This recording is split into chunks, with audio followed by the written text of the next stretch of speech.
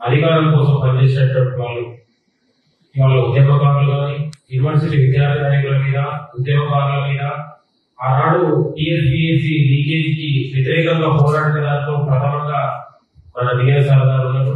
మేము యూనివర్సిటీ విద్యార్థి నాయకత్వం నుంచి నిరుద్యోగుల తరఫున మేము నాయకత్వం అందించిన సందర్భంలో విఎస్ఆర్ గారు కిడ్నాప్ చేసి చిత్రహింసలు గురి చేసినటువంటి అధికారులే ఆనాడు రేవంత్ రెడ్డి గారి నాయకత్వంలో ప్రగతి భవన్ ముట్టడి కావచ్చు, ఇందిరాభవన్ కావచ్చు, రాజ్భవన్ ముట్టడి కావచ్చు, ఈ ప్రధానమైన పార్టీ పీపులలో ఆనాడు అగ్రెసివ్ గా పనిచేస్తున్నటువంటి విద్యార్థి నాయకత్వం మీద ఉద్యమకారుల మీద ఇవాళ గొంతులకే ప్రయత్నం చేస్తూ ఫోన్ ట్యాంపరింగ్ చేసి అనేక ఇబ్బందులకు గురి చేసినటువంటి పరిస్థితి. ఫోన్ ట్యాంపరింగ్ చేయడమే కాకుండా 2 రోజులు ప్రోగ్రాం ఉన్నారనే ఎమ్మటే ఇళ్లలోకి వచ్చి ఇళ్లలో సోదాలు చేయడం, లేదా ఎక్కడ కూడా కిడ్నాపులు చేయడం, కనీసం ఆచూకు కూడా తెలియకుండా నానా రకాల ఇబ్బందులకు గురి చేసినటువంటి ఇవాళ అరెస్ట్ అయినటువంటి ఇంటెలిజెన్స్ ప్రభాకరరావు కావచ్చు, ఇవాళ రాధాకృష్ణ కావచ్చు, లేకపోతే భుజంగరావు కావచ్చు, ప్రదీప్రావు కావచ్చు, ఈ బృందమే తెలంగాణ ఉద్యమకారుల బృందం అనే విషయాన్ని గుర్తు చేస్తాం. రాష్ట్ర ముఖ్యమంత్రి గారికి మేము మనవి చేస్తా ఉన్నాం, ఎట్టి పరిస్థితుల్లో వాళ్ళు బయటికి రావడానికి వీల్లేదు. వాళ్ళని సర్వీసుని తక్షణం రద్దు చేయాలి. వాళ్ళ అక్రమంగా సంపాదించిన వాళ్ళ సొమ్మును కూడా ప్రభుత్వం రికవర్ చేసుకోవాలని కూడా ఈ సందర్భంగా మేము ప్రభుత్వాన్ని విజ్ఞప్తి చేస్తా ఉన్నాం. ముఖ్యమంత్రి గారు ఇవాళ అత్యంత బాధ్యతతో ఈ ఫోన్ ట్యాప్ పాల్పడిన వారిని కఠినంగా శిక్షిస్తాడు. వాళ్ళకు సరైన మొగుడు ఎవరైనా ఉంటే ముఖ్యమంత్రి గారు అనే విషయాన్ని గుర్తు చేస్తాం.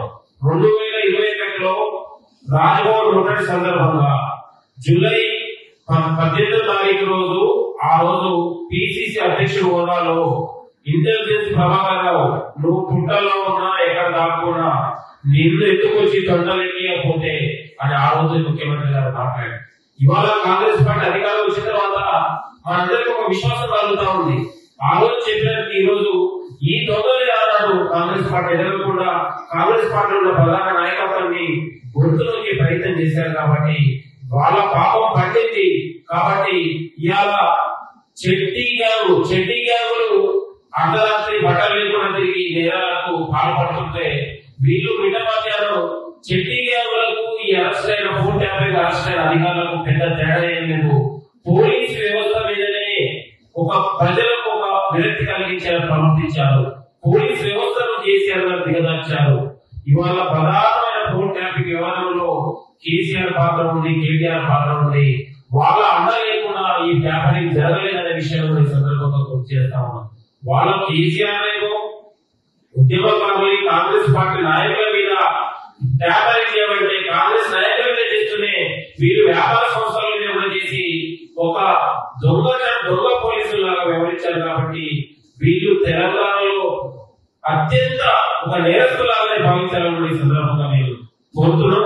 వీళ్ళు ఎట్టి పరిస్థితుల్లో వాళ్ళ సర్వీస్ రూల్సే కాదు, జీవిత కాలంలో వాళ్ళు కాకి చొక్కా వేసుకునే పరిస్థితి కూడా రావద్దని కూడా మనం కోరుతా ఉన్నాం. ఇవాళ కాంగ్రెస్ పార్టీ అధికారం వచ్చిన తర్వాత, ఇవాళ ప్రజాపాలన వచ్చిన తర్వాత ఒక ప్రజలకు ఒక స్వేచ్ఛ వచ్చింది. ఇలాంటి దొంగలు బయటపడ్డారు. ఇవాళ మొత్తం కూడా ఒక స్వేచ్ఛతో ఉన్నటువంటి పాలన సాగుతా ఉంది. ఇవాళ ఫోన్ ట్యాంపరింగ్ లేదు, అరెస్టు లేదు. ఇవాళ ప్రభుత్వం ధర్నా చేసుకునే అవకాశం కూడా ప్రభుత్వం కల్పించినటువంటి దేశంలో ఏదైనా రాష్ట్రం ఉందంటే అది తెలంగాణ రాష్ట్రం అనే విషయాన్ని గుర్తు చేస్తాం. అంటే ధర్నా చేసుకునే ఒక స్వేచ్ఛను పౌర హక్కుల్ని కాపాడుతుంది, మానవ హక్కుల్ని కాపాడుతుంది. ఇవాళ మనము పాలకులు కాదు సేవకులాగానే నిరూపించినటువంటి ఈ ప్రభుత్వం ఇవాళ అన్ని శక్తులు, వ్యక్తులు, సంస్థలు ఇవాళ జైలు పలుకుతా ఉన్నారు. కాబట్టి ఈ ఫోన్ ట్యాంపరింగ్ వ్యవహారంలో ఎంతటి వారైనా వాళ్ళు శిక్షకు అర్హులే. కాబట్టి ఈ ప్రధాన ఫోన్ ట్యాంపరింగ్ వ్యవహారంలో కేసీఆర్ పాత్రలో ఉంది. వాళ్ళు కూడా దీనికి ప్రధానమైన ముద్దాయి పాత్రలో ఉండాలని కూడా మేము కోరుతా ఉన్నాము. వాళ్ళకు నిజంగా చిత్తశుద్ధి ఉంటే ఇవాళ బీజేపీ, టీఆర్ఎస్ ఫోన్ ట్యాంపరింగ్ వ్యవహారాన్ని సిబిఐకి డిమాండ్ చేయండి. మీరు ఫోన్ ట్యాంపరింగ్ వ్యవహారంలో మీరు కూడా కేంద్రం విజేసి దాన్ని లోతుగా విచారించే ప్రయత్నం చేయండి. ఇవాళ కాంగ్రెస్ ప్రభుత్వం ముఖ్యమంత్రి గారి నాయకత్వంలో ఇవాళ రాష్ట్రంలో అన్ని వర్గాలకు, అన్ని సంస్థలకు ఒక స్వేచ్ఛ సమాధానం ఇస్తూ ఒక ప్రజాపాలన దిశగా ముందుకు సాగుతుంది. ఇవాళ రైతాంగాలకు నిరుద్యోగుల జీవితాల్లో వెలుగు నింపడానికి ఇవాళ ప్రభుత్వం అడుగులు వేస్తా ఉంది. ఇవాళ ప్రభుత్వం 4 నెలల పరిస్థితుల మీదనే ఇవాళ బీఆర్ఎస్ బీజేపీ కుట్రలు చేస్తా ఉన్నారు. ఎందుకంటే ఎక్కడ రుణమాఫీ చేయాలని ప్రభుత్వం కసరత్తు చేస్తుంటే వాళ్ళు ఎన్నికల కోరుతుందని కూడా ప్రభుత్వం పైన విమర్శలు చేస్తా ఉన్నారు. కాబట్టి కాంగ్రెస్ కి వస్తున్నటువంటి ప్రజా ఆదాయాన్ని తట్టుకోలేక ఈ యొక్క విషయం కలుపుతా ఉన్నారు. కాబట్టి కాంగ్రెస్ పార్టీ ప్రజల నుంచి వేరు చేయలేదు. మరొక 10 ఏళ్ల కాలం పాటు కాంగ్రెస్ ఉందని ప్రజలకు ఇచ్చిన హామీలను నెరవేర్చడానికి మన కాంగ్రెస్ పార్టీ ఒక చిత్తశుద్ధితో ప్రజల మీద విశ్వాసంతో నమ్మకంతో ముందుకెళ్తా ఉంది. ఈ ఫోన్ ట్యాపరింగ్ వ్యవహారం చాలా అత్యంత ప్రమాదకరమైంది.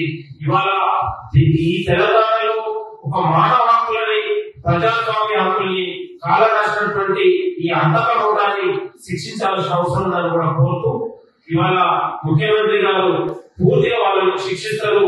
వాళ్ళని సర్వీస్ రూల్స్ మొత్తం కూడా రద్దు చేసి వాళ్ళ అక్రమంగా సంపాదించిన మొత్తం కూడా ప్రభుత్వం స్వాధీనం చేసుకొని ఇవాళ ప్రజలకు చెందాల్సిందిగా వాళ్ళ ఆస్తులు జాతీయ చేయాలి, వాళ్ళ ఆస్తులు ప్రభుత్వం స్వాధీనం చేసుకొని ప్రజలకు పంచాలని కూడా నేను కోరుతున్నాను. Thank you.